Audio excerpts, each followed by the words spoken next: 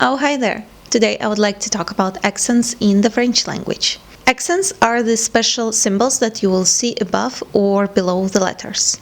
The French language is confusing for many reasons, and one of them is accents. Although it might seem that they are pointless and don't do much, they serve a very specific purpose. Take this word, for example. Without the accent, ou means or.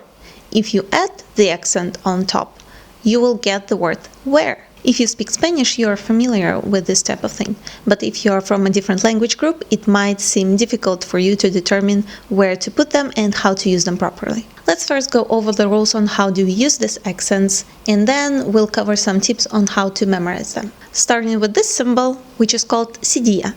It is used only with the letter C, and you will only see it before the vowels A, O, and U. Its main purpose is to change pronunciation.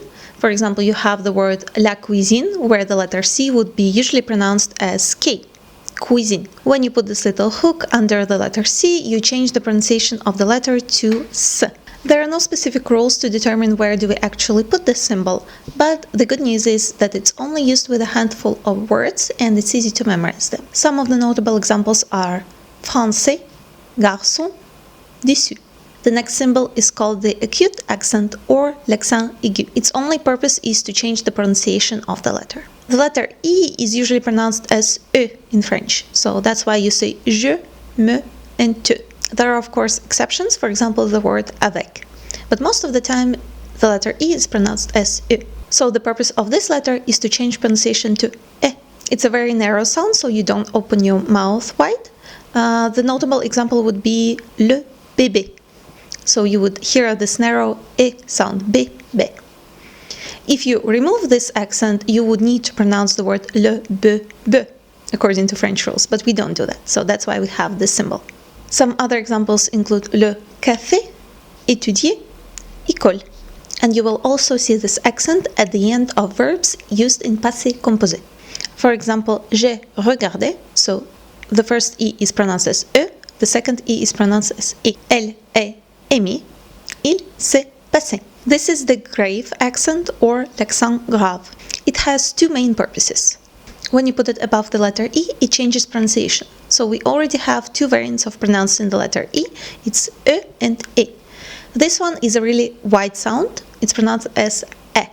Some of the examples that you are probably familiar with are words like le frère, le père, la mère. Also words like très and après. So this is a very wide E sound. If you put this accent above letters A and U, it doesn't change the pronunciation, but it changes the meaning of the word. Like we've seen in the beginning, ou without this accent is the word or.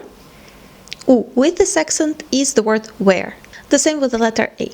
If you write la without the accent, it's the definite feminine article la. If you write la with this accent, it changes the meaning and it means there. Another example would be just the letter A. A without the accent is the past form of the verb avoir. A with the accent is the preposition. This roof or hat symbol is called circumflex. It doesn't change the pronunciation, and as we've seen before, its only purpose is to change the meaning of the word.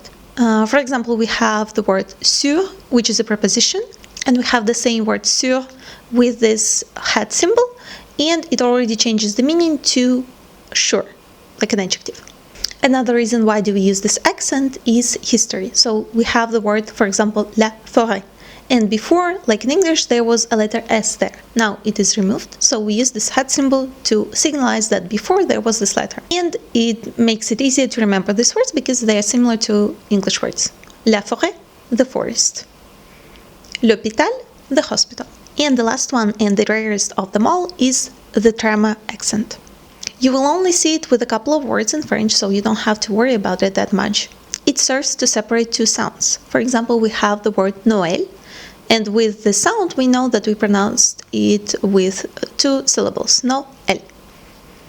If we don't have this accent according to the French rules, we need to pronounce this word as nol.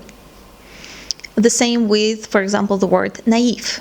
If we don't have this accent, we have to pronounce this word as neuf. So this accent shows us that you have to separate two syllables, naïf.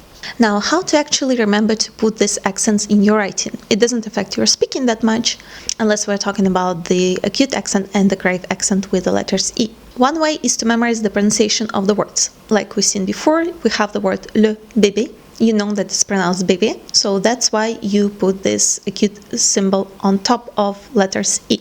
Also, that helps you figure out the pronunciation of the words that you see for the first time and don't know the meaning of. But if focusing on pronunciation is too difficult for you at the moment, or you are in a situation where the accent doesn't change the pronunciation of the word, you can use this following tip. It's actually rather simple. It's taken straight from primary school. When we all were learning our native languages, in many schools we were writing the same words over and over again to memorize them. That's the approach that you need to take with the accents as well. You take a word, look up the correct spelling of it, and write 2-3 lines repeating it over and over again. Yes, it's boring, yes, it's monotonous, but it works.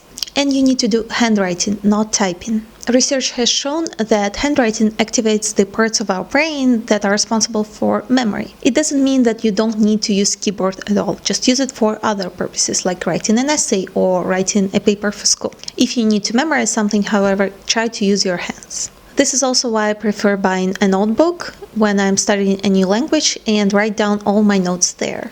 All the notes from textbooks, videos, audios that I'm listening to, everything stays in writing.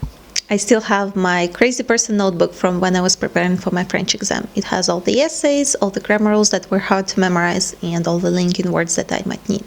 So yeah, that's the end of the rules for accents. These are pretty simple. You have to get used to them at the beginning, but then it becomes much easier. Let me know if that helped you, or if you have any questions, leave them down below in comments, and see you next time.